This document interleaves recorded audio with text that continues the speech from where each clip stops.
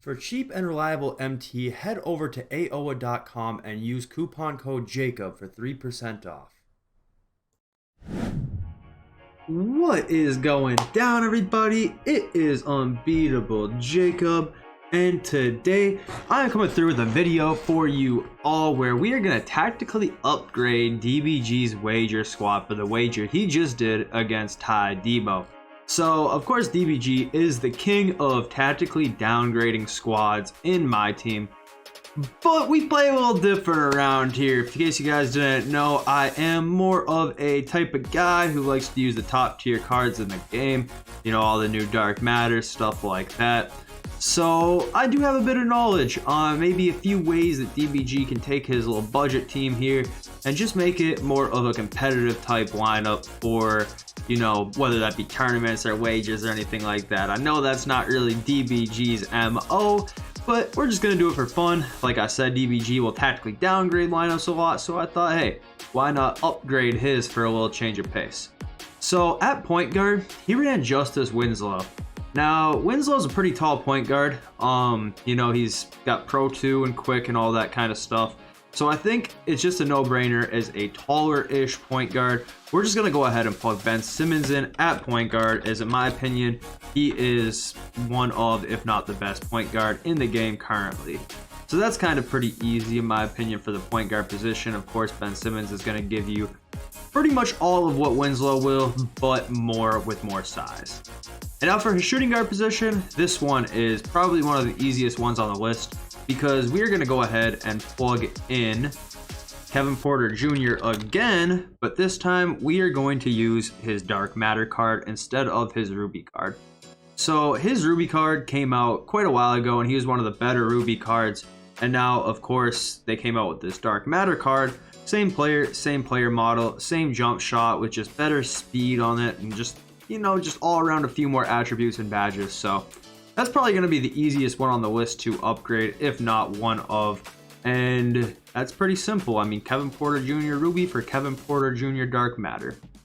And now with the 3, this is pretty difficult. This is pretty difficult because in my opinion, Tony Kukoc is one of the best cards in the game, especially on next gen where DBG typically plays. So I really wouldn't upgrade this card if I was trying to build the best team possible, but just for the sake of upgrading, we will do that and use a player that costs a little bit more MT. Of course, Kukoc has that Ray Allen base, which isn't really replicated by any other card. That's top jump shot base in my opinion. But one card that did come out that somewhat kind of reminds me of Tony Kukoc with a little bit more size, but you get a little bit worse of a jumper, is this new card right here, and that is Thon Maker. So we're going to go ahead and plug Thon Maker into this lineup right here. And now, I wouldn't even say that he is exactly better than Kukoc. I just think that this would be an upgrade if you had the MT to spend at will. I mean, personally, even if you were a guy with 2-3 million MT, I don't think this would be an upgrade worth making per se, but I do think Thon Maker is a little bit more well-rounded than Kukoc, especially on the defensive end. And just for the sake of upgrading, we're going to go ahead and plug him into the lineup. And now at the 4, we're going to go ahead and pick a similar player to Poku. He has Poku in the lineup. Of course, he loves Poku. But the thing I don't love about Poku is he has kind of a slowish jump shot and he does have like a pencilish build. Some people don't mind it, but to me, I'm not trying to use too many players that look like a pencil unless it is this guy right here, and that is Bull. I think Bull is just a touch better than Poku. I think he has another inch or 2 in size on him. They can both Pro 2 and Curry slide even though they're very tall. They're both built like pencils. But Bull just has a touch quicker jump shot and a little more length to him.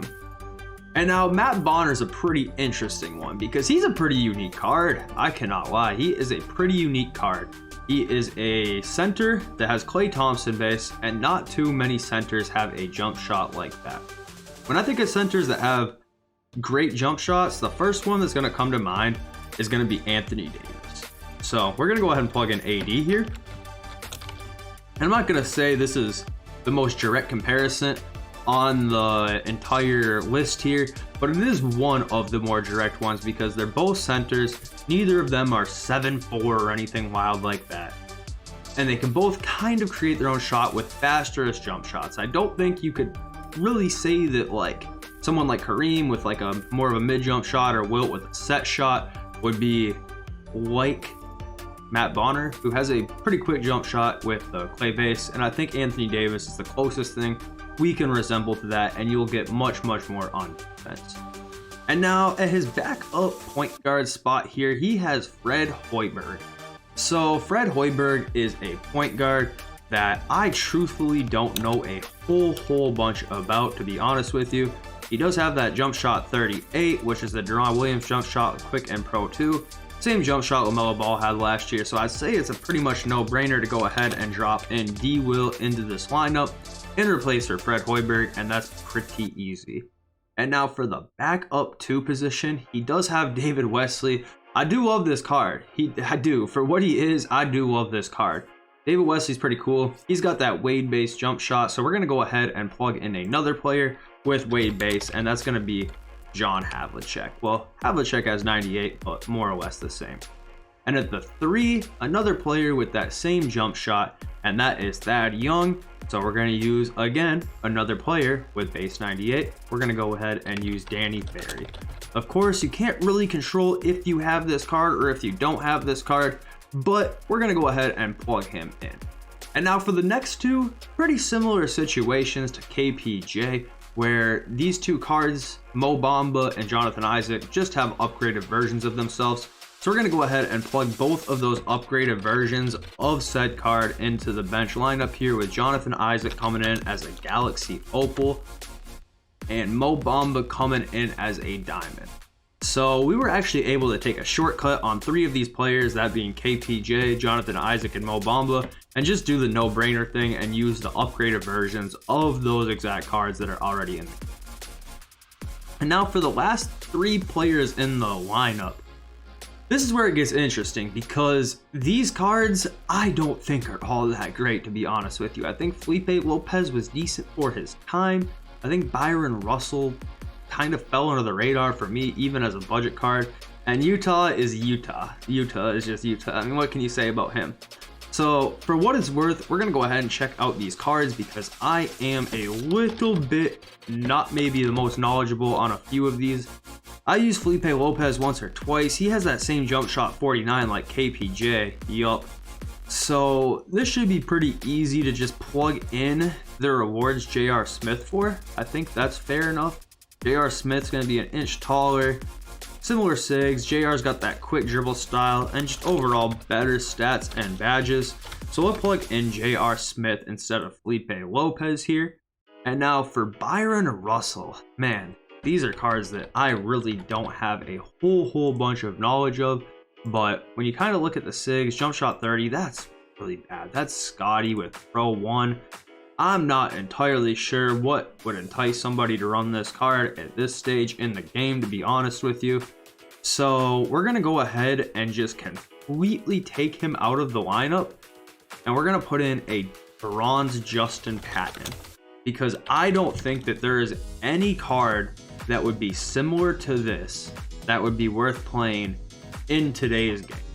When you're talking about a player with a pretty bad jump shot, slasher dribble style, Pro 1 escape, Pro 3 cross, and Pro 1 behind the back, I don't think there's any card in the game that would be similar to this and also good.